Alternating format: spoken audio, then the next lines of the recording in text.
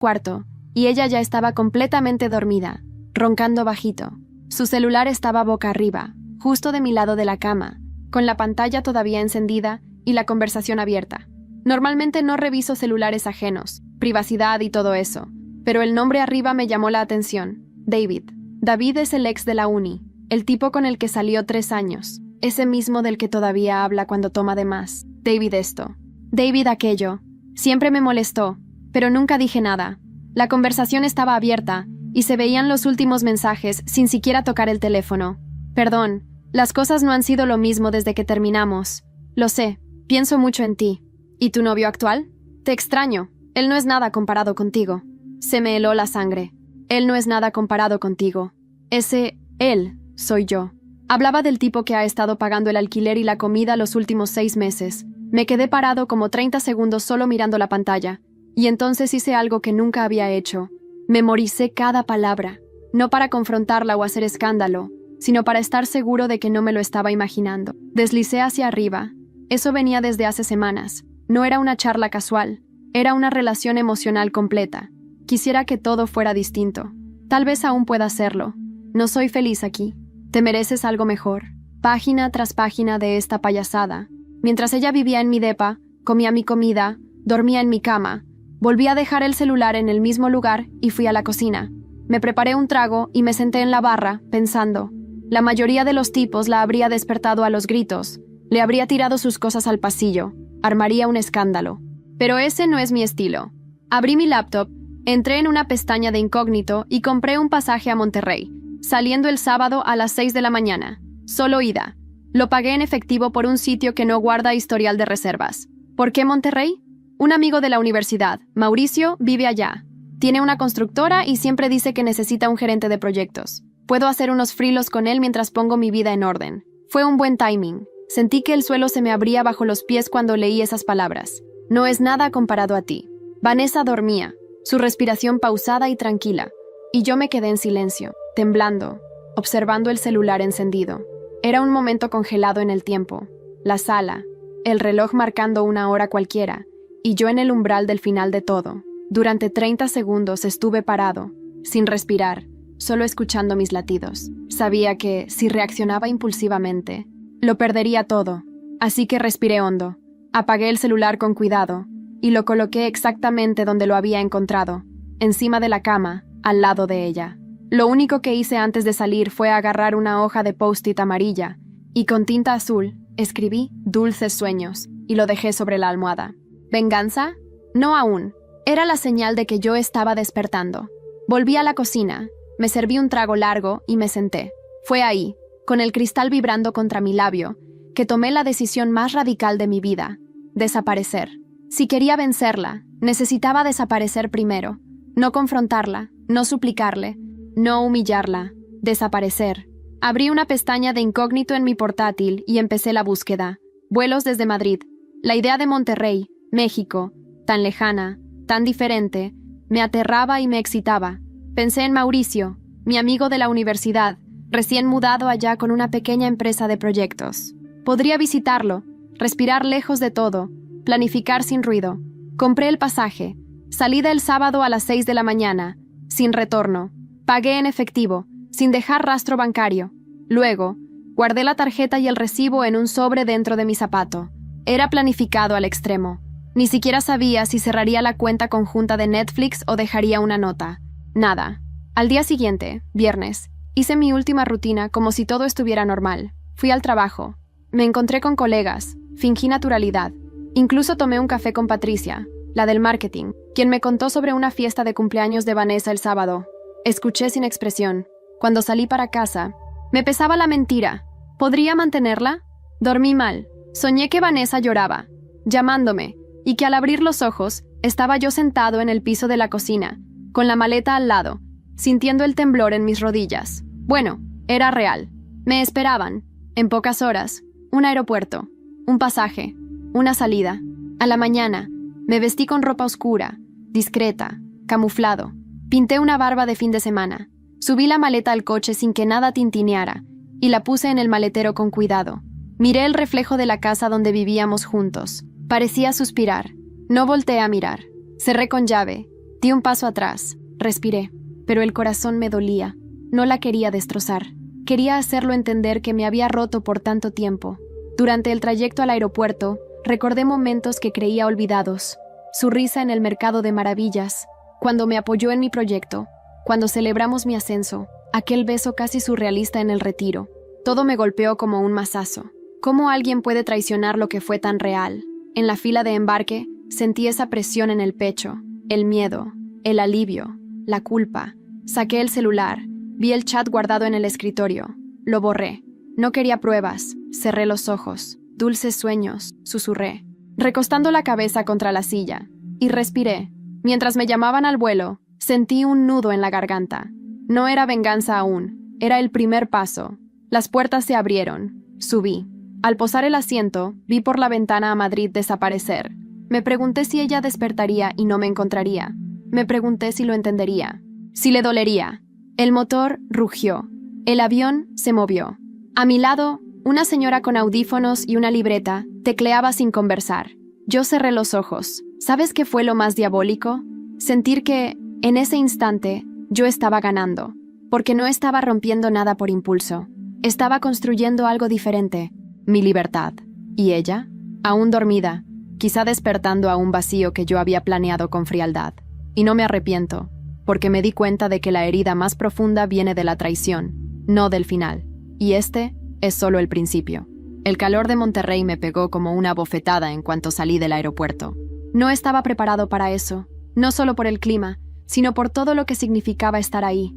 Un nuevo comienzo, una ciudad donde nadie conocía mi historia, donde podía dejar de ser el novio traicionado y empezar a ser alguien más. Aún no sabía quién. Mauricio me esperaba en la salida, con esa sonrisa suya que nunca cambia desde que nos conocimos en la Universidad de Valencia. «Tío, pero si pareces un fugitivo», soltó entre risas, dándome un abrazo fuerte.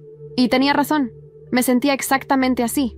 «¿Te trajo la furia o el dolor?», me preguntó mientras conducíamos hacia su departamento. Dudé un segundo antes de responder. Ambas, pero también las ganas de empezar de cero. Me instalé en su pequeño apartamento de 2 habitaciones en San Pedro. Era simple, pero tenía lo necesario. Cama, ducha, paz. Esa noche salimos a cenar tacos callejeros, y aunque todo era nuevo para mí, me sentía más libre que en años. Mauricio me habló de su empresa de construcción, de los contratos que tenía pendientes, de que necesitaba a alguien que le ayudara a poner orden en los proyectos. Y sin pedirme explicaciones, me ofreció trabajo. «Puedes empezar mañana. No es un palacio, pero es limpio. Nadie te va a juzgar aquí». Acepté, porque no tenía otro plan, pero sobre todo, porque necesitaba ocupar mi mente. Durante las primeras semanas, me dediqué a trabajar como un autómata. Levantarme temprano, revisar presupuestos, ir a obras, soportar el sol. Por las noches, apenas se hablaba. Mauricio, paciente, me dejaba espacio. Y fue así como una tarde, mientras revisábamos papeles en su oficina, conocí a Isabela. Diego, ella es mi hermana, es psicóloga, pero también me ayuda con la parte organizativa y los temas de recursos humanos. Isabela no era de esas personas que hablan de más. Me miró con unos ojos que no te juzgan, pero que lo ven todo. Su mucho gusto fue seco, pero no hostil. Y, por alguna razón, me incomodó. Durante los días siguientes, Isabela y yo coincidimos varias veces. Ella tenía una forma muy precisa de hablar, como si cada palabra hubiera sido escogida con pinzas. Y poco a poco, empecé a darme cuenta de que ella sabía, sin que yo dijera nada, que yo no estaba bien. Una noche, en la terraza del apartamento de Mauricio, ella me encontró fumando un cigarro.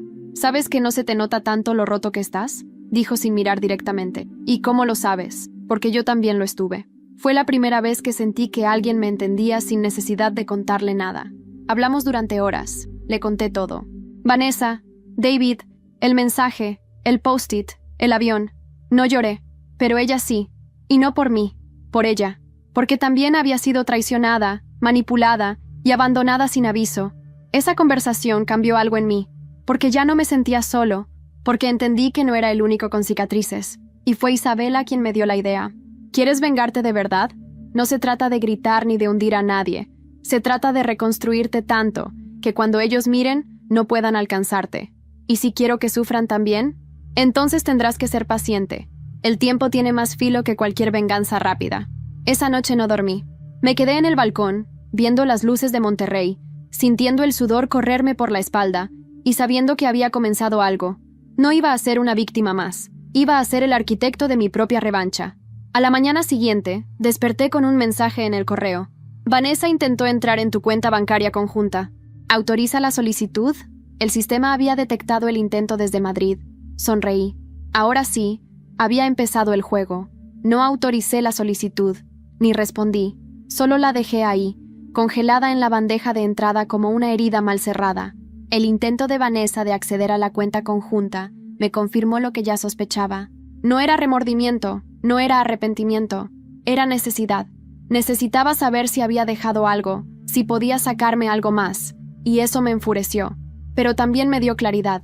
Lo primero que hice fue cerrar esa cuenta. Después cambié todas las contraseñas de servicios compartidos. Netflix, HBO, incluso Spotify. Parecía algo pequeño, insignificante. Pero sabía que cada cierre era una puerta que le recordaría que yo ya no estaba ahí. Le estaba quitando lo único que aún le hacía pensar que tenía acceso a mi vida. A la semana siguiente, volví a ver a Isabela. Me citó en un café discreto cerca de Cumbres. Una zona tranquila, lejos del bullicio. Llevaba una carpeta con documentos y una libreta. Sabía que no iba a ser una conversación cualquiera. «Has dicho que quieres que ellos sufran», empezó ella. «Entonces necesitas entender cómo piensan». Pasó la carpeta hacia mí. Dentro había un perfil psicológico de Vanessa. No pregunté cómo lo había hecho. Solo leí. Manipuladora emocional. Narcisista de ciclo encubierto. Tendencia a construir dependencia emocional en sus parejas. Comportamiento repetitivo con exparejas. Patrón claro de sabotaje afectivo. Esto no lo inventé, dijo. Todo lo que está ahí lo saqué de tu historia. Y de otras historias que encontré. ¿Otras historias? Una chica en Barcelona. Un chico en Salamanca. Todos con el mismo patrón, todas historias donde ella dejó cicatrices profundas. Mi cabeza se llenó de ruido. No era solo yo, no era especial, solo era uno más en su cadena de destrucción. Ella juega con las emociones como si fueran fichas de ajedrez, continuó Isabela. Pero hay algo que nunca cambia, su necesidad de validación. Si la pierdes de vista, muere. Si no tienes reacción, colapsa. En ese momento, algo se encendió en mí. Ya no quería simplemente alejarme. Quería diseñar algo que la expusiera. No con violencia, no con gritos, con hechos. Pasé días planeando, investigando. Hablé con viejos amigos. Rastreé antiguos contactos que Vanessa había dejado tirados. Poco a poco, empecé a construir un pequeño archivo. Nada ilegal. Solo la verdad. Conversaciones, testimonios, detalles que ella preferiría que nadie recordara. Y entonces llegó el cumpleaños de Vanessa, la fiesta que había organizado con tanta anticipación. Vi fotos en redes sociales. Fue en una finca en las afueras de Madrid.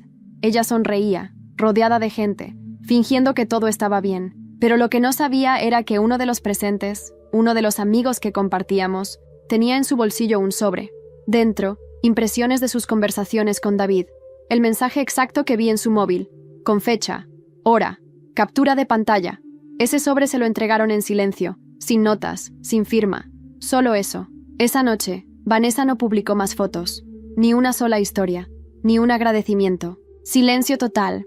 Yo estaba en Monterrey, en una terraza con Mauricio e Isabela, comiendo pizza, cuando recibí un mensaje. ¿Cómo pudiste hacerme esto? La ironía me hizo reír. Ella me preguntaba a mí cómo podía hacerle eso. No respondí, porque esa era la mejor respuesta. Pero esa misma noche, algo pasó. Mauricio entró de golpe a la sala, con el teléfono en la mano. «Tío, tienes que ver esto». Puso el video en la televisión. Una grabación amateur, de alguien en la fiesta. Vanessa gritaba, lloraba, le lanzaba una copa a alguien. Se oía un «¡Lo sabía, maldita sea!» y luego el sonido de un portazo. La grabación se detuvo justo cuando ella se desplomaba en una silla, jadeando. Mi corazón latía fuerte. No por compasión, por algo más oscuro, por satisfacción. Pero también por una inquietud, porque en el fondo sabía que esto no era el final, solo era el primer hilo que se deshilachaba. Y al día siguiente, encontré un correo nuevo, esta vez sin remitente conocido. Solo decía, ¿estás seguro de que ella fue la única traidora? Me quedé helado. Me quedé mirando esa frase durante minutos. ¿Estás seguro de que ella fue la única traidora? La leí tantas veces que parecía empezar a desfigurarse. No había remitente claro, no había firma, ni rastro, solo eso. Una frase que se coló como un cuchillo por la espalda. No sabía si era una trampa, un mensaje de Vanessa, o si alguien más había estado jugando conmigo desde antes. Pero algo en mí cambió, porque hasta ese momento, todo en mi cabeza giraba en torno a Vanessa y David. Ellos eran los únicos villanos en mi historia, el blanco y el negro, el engañador y la manipuladora. ¿Y si no era tan simple? ¿Y si había más piezas en el tablero? Esa misma noche, después de darle vueltas durante horas, decidí escribirle a Patricia, la del marketing. Había sido una amiga cercana. Fue quien me mencionó la fiesta de cumpleaños de Vanessa. Le mandé un mensaje corto. ¿Podemos hablar? Necesito aclarar algo que me está rondando la cabeza. Tardó en responder, pero al día siguiente, me citó en una videollamada. Su rostro apareció cansado, con el pelo recogido a medias y sin maquillaje.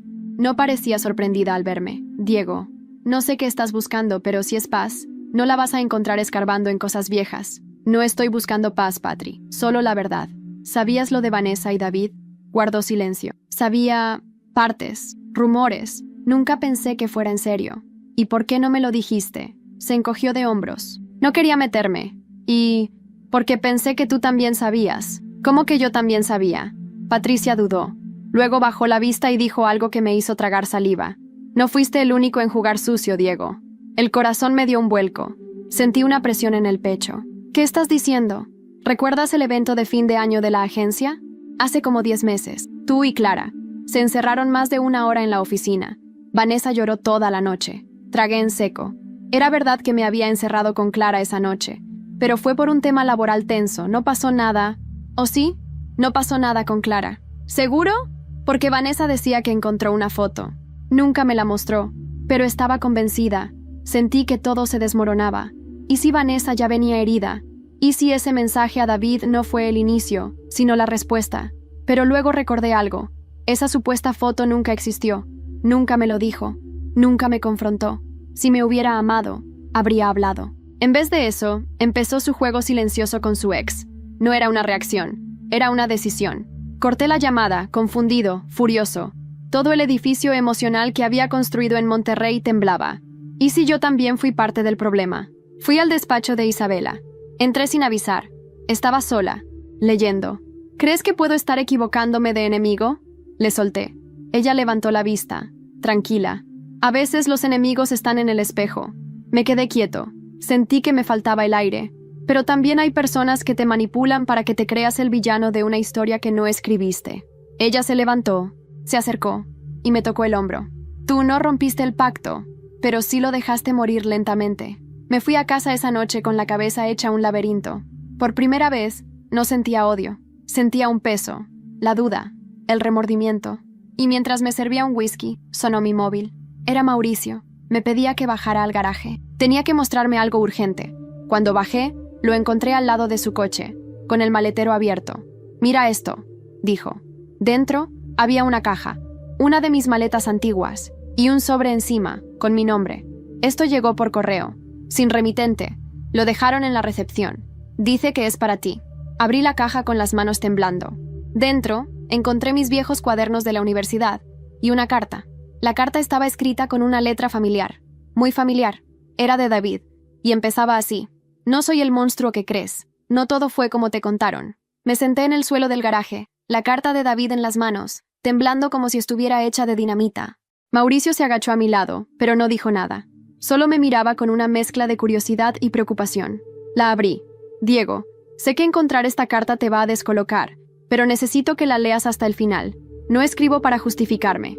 Escribo para que entiendas que fuiste parte de algo mucho más grande de lo que pensabas. Mis manos sudaban. El sudor hacía que la hoja se arrugara entre mis dedos, pero seguí. Vanessa no solo jugó contigo, también lo hizo conmigo. Me buscó cuando tú aún estabas con ella, y me dijo cosas que me hicieron pensar que ella estaba siendo manipulada. Me dijo que tú la controlabas, que la seguías, que le gritabas por cosas mínimas, que la habías engañado. Y yo le creí. No tenía razones para dudar de ella. Me detuve. No entendía nada. ¿Qué clase de versión paralela había vendido Vanessa? ¿Y por qué alguien como David, que me había desplazado de mi propia relación, estaba ahora buscando redención? Seguí leyendo. No supe toda la verdad hasta hace unas semanas. Recibí una llamada anónima. Me dijeron que mirara bien las fechas de nuestros mensajes, que comparara los patrones. Lo hice. Descubrí que ella nos decía lo mismo a los dos, que mentía con la misma facilidad con la que respira. Y fue entonces cuando entendí que no éramos enemigos, éramos piezas. Las palabras me golpearon como puños. Me levanté, mareado. Mauricio me agarró del brazo. ¿Qué pasa, tío? Nada es como pensaba. Ella nos usó a los dos. Esa noche no pude dormir. La carta de David no era una confesión, era un espejo. Me obligaba a ver que yo no había sido simplemente víctima, sino también un hombre ciego en un tablero diseñado por alguien que sabía exactamente qué hilos mover. Al día siguiente, decidí responder. No a David, sino al pasado. Fui al archivo de la constructora. Busqué mis viejas carpetas, mi primer proyecto, la razón por la que me había ido a Madrid. Encontré una libreta. Dentro, un dibujo que había hecho Vanessa, en aquellos días en los que parecía estar realmente feliz por mí. En la parte de atrás había una nota. Siempre serás mi hogar. La frase me dio náuseas. Quemé la hoja. Esa misma tarde, fui a ver a Isabela. Quiero hacer algo más grande, no solo exponerla. Quiero que cada persona que ella tocó vea la verdad. Isabela me miró en silencio. ¿Estás seguro de que eso te va a liberar? No. Pero va a evitar que lo vuelva a hacer. Ella asintió lentamente. Entonces necesitas algo que llegue a muchos. Algo que no parezca venganza, que parezca redención. Y fue ahí cuando lo concebimos. Un libro. Una historia basada en hechos reales, pero sin nombres, sin acusaciones directas. Una historia narrada desde la voz del hombre que fue traicionado, del que huyó y volvió con las manos llenas de cicatrices. Un testimonio disfrazado de ficción, con un título poderoso, Dulces Sueños. Mauricio nos ayudó con el diseño, Isabela con la estructura emocional del texto. Yo escribía cada noche como si me sangraran los dedos, recordando, reviviendo, reconstruyendo. Y cuando por fin terminé el primer borrador, lo mandé a una editorial independiente. En menos de una semana, lo aceptaron. Querían lanzarlo como parte de una colección de historias reales camufladas de literatura. Mientras tanto, Vanessa no dejaba de intentar contactarme. Me mandó un correo. Si querías verme sufrir, lo lograste, pero al menos sé que aún piensas en mí. La respuesta fue el silencio, como siempre. Hasta que una mañana, mientras revisaba los avances de la publicación, recibí una llamada de Mauricio. Tienes que ver esto. Está en las noticias. Puse el canal local.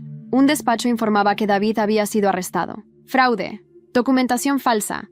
Uso de recursos de su antigua empresa para fines personales. Y entre los documentos incautados, había mensajes de Vanessa, en los que lo inducía a usar su posición para obtener fondos. Estaba implicada, y la policía ya tenía su nombre. Me quedé mudo. Ahora ya no era solo emocional, era penal. Y eso solo era el principio. Las noticias no dejaban de repetirlo. David Morales, exdirector comercial de Artivex S.A., ha sido detenido por delitos financieros. Se investiga la participación de una tercera persona que habría influido en sus decisiones. Fuentes cercanas apuntan a una expareja sentimental con vínculos personales y financieros, Vanessa. No la nombraban directamente, pero todos los caminos llevaban a ella. Me senté frente al televisor con una taza de café en la mano, mirando las imágenes en bucle. David, esposado, cabizbajo, entrando a un coche policial. Me sorprendió el nudo que se me formó en la garganta. No por compasión, por ironía, por la certeza de que todo se estaba cayendo, pieza por pieza, tal como debía caer. El teléfono no dejó de sonar ese día. Correos, mensajes anónimos, incluso llamadas desde números españoles que no reconocía. No respondía nada, solo a uno, el de Isabela. ¿Ya lo viste, no? Sí, y no sé si debería sentirme triunfante o sucio. Eso se llama conciencia. No estás acostumbrado a ganar. Me hizo reír. Era cierto. Por primera vez en mucho tiempo no me sentía en el fondo, pero tampoco en la cima. Estaba en tránsito, como si aún me faltara un paso más. Esa misma tarde, Mauricio llegó a casa con una carpeta. «Esto te va a gustar», dijo, dejándola sobre la mesa. Eran capturas, testimonios, documentos que alguien le había enviado anónimamente, ex compañeros de Vanessa, gente que había trabajado con ella, algunas personas que incluso yo conocía de vista. Todos compartían la misma historia, relaciones tensas, manipulaciones, pequeñas estafas emocionales y económicas. Todo documentado.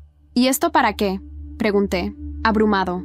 Para que si te lo propones, no solo la expongas en tu libro, también puedas hacer que pierda todo el entorno que la protegía.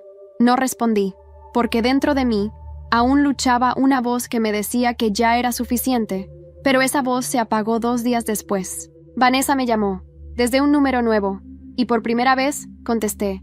¿Qué quieres? Solo escuchar tu voz, saber si todo esto fue idea tuya. ¿Qué todo esto, Vanessa? ¿Tu caída? ¿Tu ruina? No, eso lo sembraste tú sola. David está en la cárcel.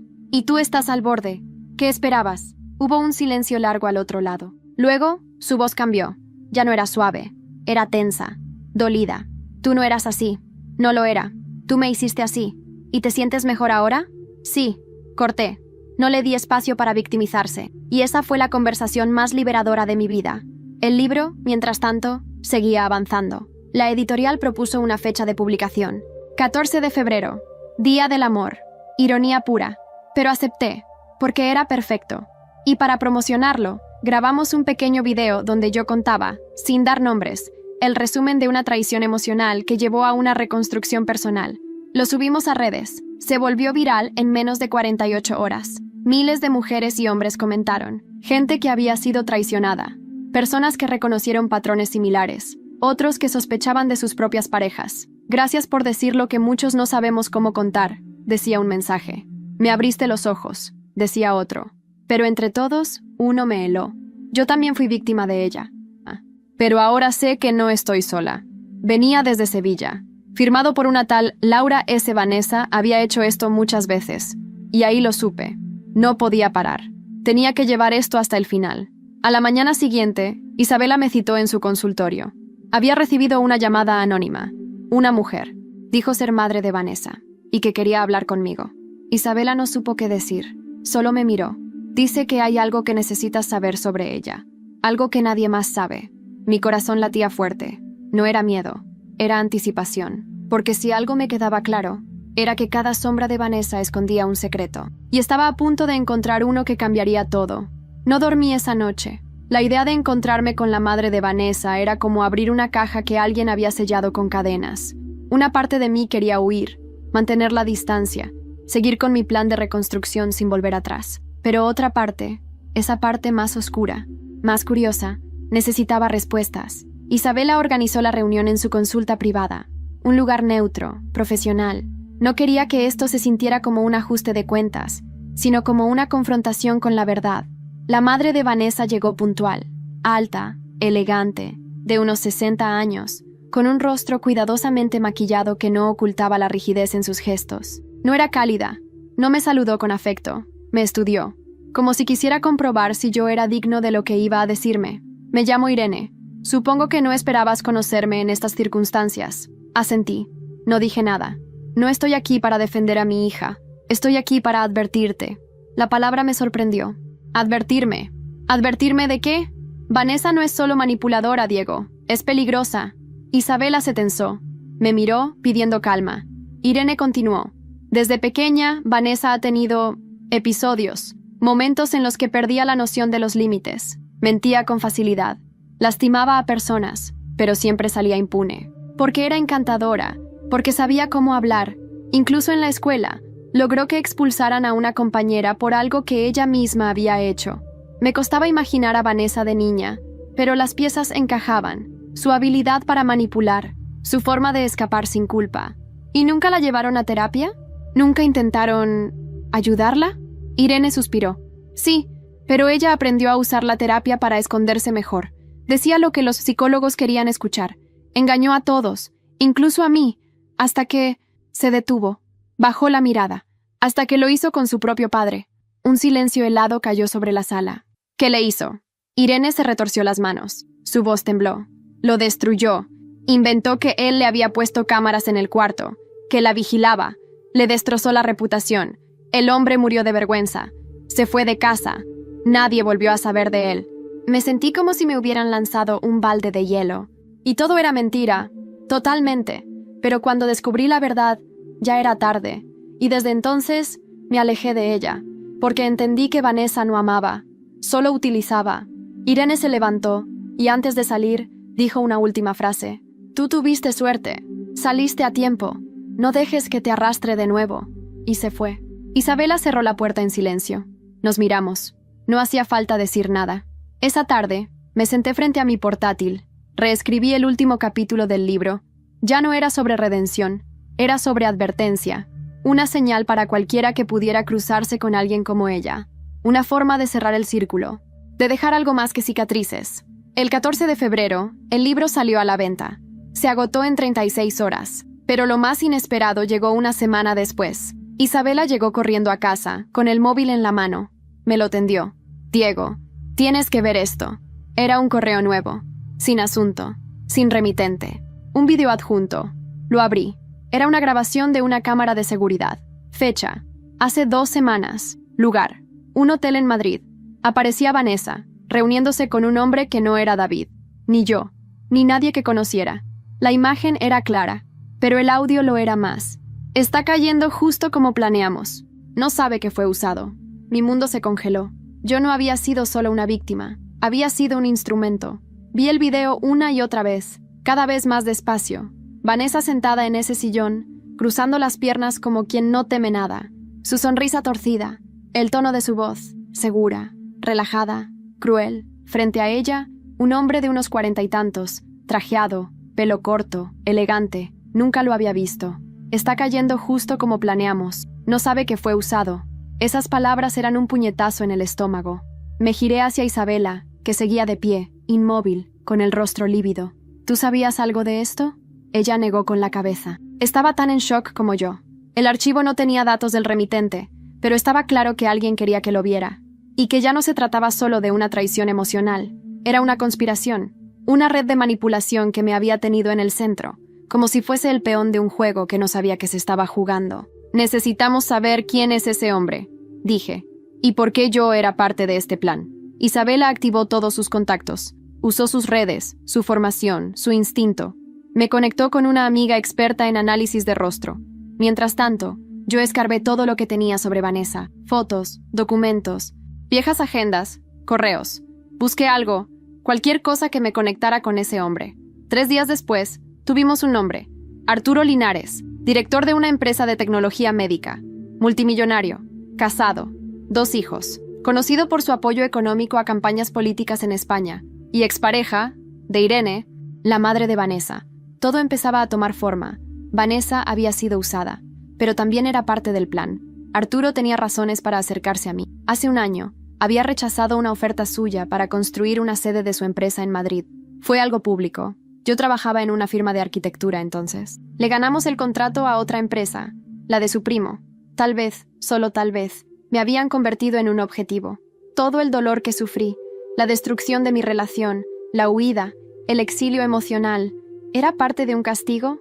Con la ayuda de Isabela, logramos identificar otra pieza. El abogado que asistía a Arturo era el mismo que años antes representó a Vanessa en un proceso menor de acoso en la universidad. Un hombre vinculado a la familia desde hace tiempo.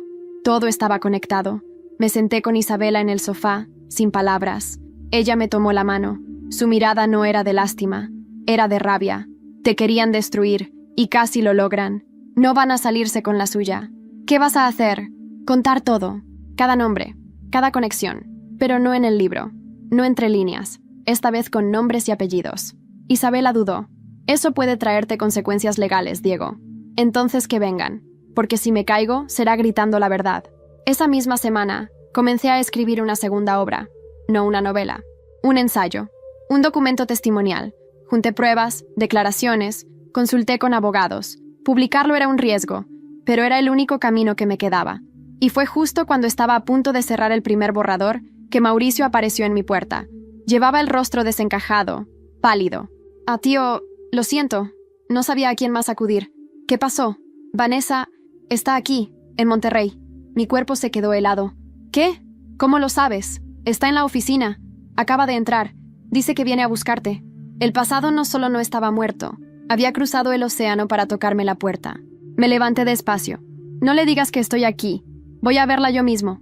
Esa noche, crucé la ciudad en silencio, con las manos sudando sobre el volante. Y cuando llegué a la oficina, la vi. Ahí estaba, Vanessa, vestida de blanco, sonriendo, como si nada hubiera pasado. La oficina estaba en silencio. Demasiado silencio. Vanessa estaba sentada en una de las sillas de recepción, con las piernas cruzadas, como si estuviera en la sala de su casa, no en el lugar de trabajo de mi mejor amigo. Llevaba un vestido blanco, corto, sin mangas, y una chaqueta sobre los hombros, el pelo recogido en una coleta alta. Se giró apenas me vio, y sonrió. Sabía que vendrías.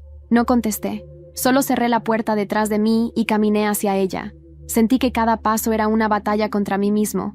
contra todo lo que quería gritar, destruir, soltar, pero no podía darle eso. No a ella, no ahora. ¿Qué haces aquí?, pregunté, manteniendo la voz firme. Quería verte, en persona. No podía dejar las cosas así. Después de todo lo que hiciste, de todas las mentiras, de las manipulaciones, del video con Arturo Linares, ahí, su expresión cambió por primera vez. Sombra, frío. Veo que ya sabes todo. No, no todo, pero lo suficiente como para entender que todo fue un montaje, que me usaste para hundirme. ¿Por qué? ¿Por venganza? ¿Por capricho? Se levantó lentamente, sin dejar de mirarme. Caminó hacia mí, pero mantuve la distancia. Su voz bajó, como si estuviéramos en un funeral. Al principio fue un encargo. Arturo quería verte caer. Yo acepté. Por dinero, por rabia, porque tú tenías una vida perfecta, y yo estaba rota.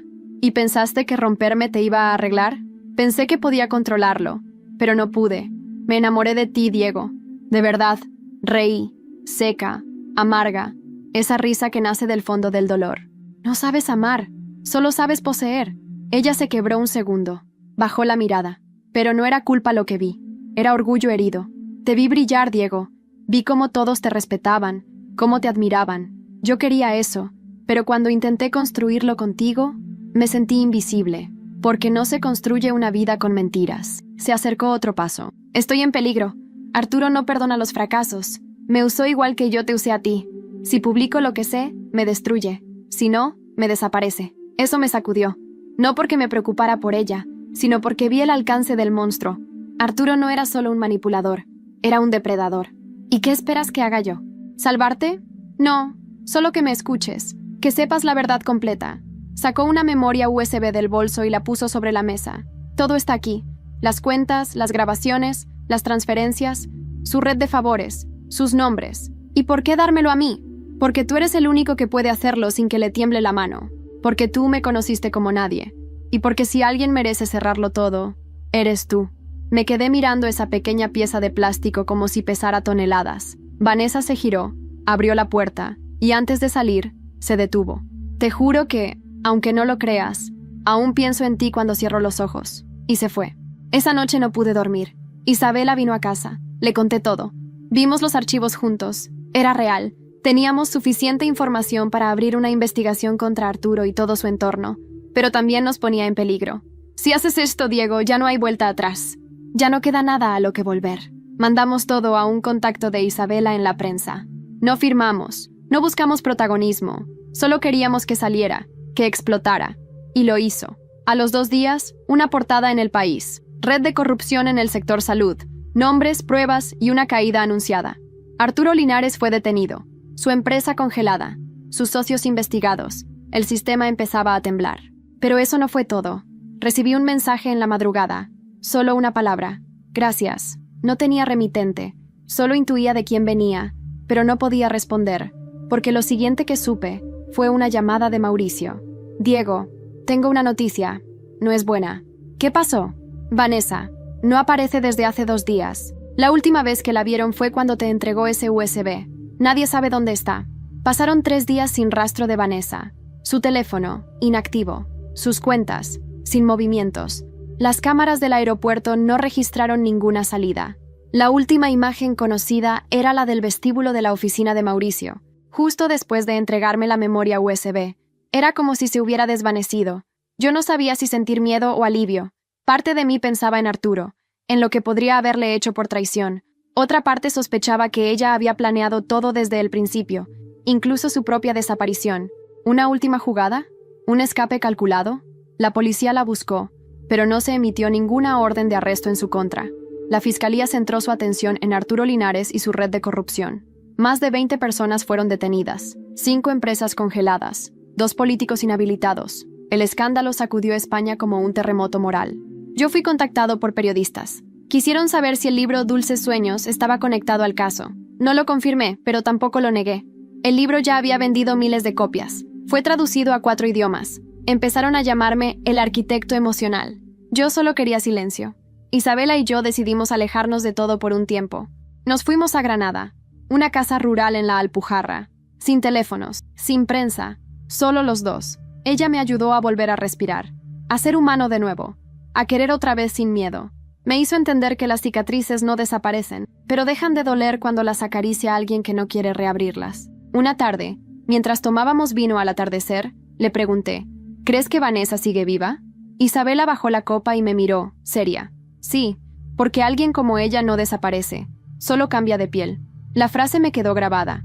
Volvimos a Monterrey después de un mes. Todo estaba en calma. Mauricio había crecido con la empresa. Mis derechos de autor me permitían vivir sin urgencias. Empecé a dar charlas, conferencias, sobre reconstrucción emocional, sobre cómo sobrevivir a una relación que intenta destruirte desde dentro. Y entonces, una mañana, recibí un paquete, sin remitente. Dentro, un cuaderno de tapas rojas. Lo abrí. Oh, primera página. Para Diego. Porque tú fuiste el único que me vio sin miedo. Era el diario de Vanessa. Contenía confesiones, momentos de su infancia, las primeras mentiras, las primeras traiciones. Hablaba de mí, de David, de Arturo, y de sí misma como si fuera una figura que se contemplaba desde lejos, como si supiera que había sido su peor enemiga. La última página decía, yo nunca aprendí a amar sin hacer daño, pero tú me hiciste desear ser distinta, y por eso desaparecí, para no romperte más. Cerré el cuaderno con una mezcla de rabia y paz. No sabía si era verdad o manipulación, pero decidí no buscarla más. No sabría jamás si estaba viva, si había sido silenciada, o si simplemente decidió empezar de nuevo. Lo único cierto es que yo había sobrevivido a ella. ¿Y qué fue de todos? David fue condenado a 5 años de prisión. Intentó apelar, pero no prosperó. Desde la cárcel escribió un blog sobre su historia. Nunca mencionó a Vanessa por su nombre. Arturo Linares enfrenta múltiples cargos. Su fortuna se desplomó. Su familia lo abandonó. Vive aislado, esperando juicio. Irene, la madre de Vanessa, desapareció de los medios. Me escribió una vez, agradeciéndome por haber escuchado su verdad. No volvimos a hablar. Mauricio expandió su empresa a Latinoamérica. Se casó con una diseñadora argentina. Nos vemos cada mes, como hermanos. Isabela y yo, seguimos. No fue un amor de película, fue uno real, hecho de cicatrices, de paciencia, de miradas que no exigen, solo acompañan. Y Vanessa se convirtió en una sombra, en una leyenda urbana en algunos círculos de Madrid. La mujer que hizo caer un imperio sin tocar una pistola. Algunos creen que está en América Latina, otros, que vive con otro nombre en el sur de Francia. Yo no necesito saber, porque la última palabra ya está escrita. Dulces sueños. Y esta vez, para siempre.